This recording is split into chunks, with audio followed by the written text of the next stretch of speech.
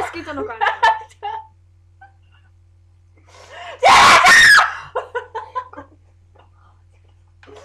Mann, diese Scheißkabel! Habt ihr denn das? Keine Kabel! Ich hab Computer von denen! Fehler! Oh, bitte! Fehler. Du Fehler. Du bist ein Fehler. Oh, bitte, Kamera! Wie viel brauchst du dir eigentlich? Ich kau die gleich auf die... Deine kleinen Eier bei sie raus.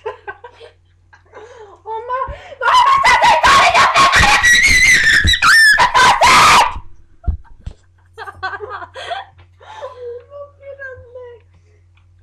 der Guck mal, ist das normal? Ist das normal, dass das da steht? Dass es nicht richtig reingeht? Da geht's richtig reingeht?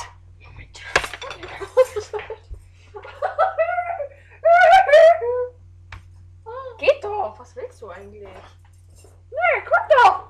Guck doch! Das geht nur so weit rein. Mann, das muss aber, warum steht denn das Ding hier? Warum nicht? Scheiße! Vielleicht muss man die irgendwie anmachen. Man, die ist an. Oder? Oh, Tulli. Bitte! Oder die haben mich runtergeschmissen und dann ist die kaputt gegangen. Das wäre eine Schande. Oh bitte, Leute, was soll denn das? Was ist das hier überhaupt für ein Knopf? Ey, verpiss dich doch! Scheiß Fehlergeburt. Nicht online! Fehlerbehebung. Die Livecam wird nicht erkannt. Trennen Sie die Livecam vom Computer und schießen sie wieder an. Jo, das habe ich schon 500 Mal gemacht. Ah, ist das toll. Oh, die haben den Film von den Anschlüssen. Ja, ich nehme die CD raus. Hier, bitte. Hast du schön glücklich hier. Bitte, sag mal hier. Ah! Nee, wir können gar nicht daran gehen. Nochmal? Jetzt komm. Jetzt komm weg. Komm weg. Und jetzt ist es wirklich so.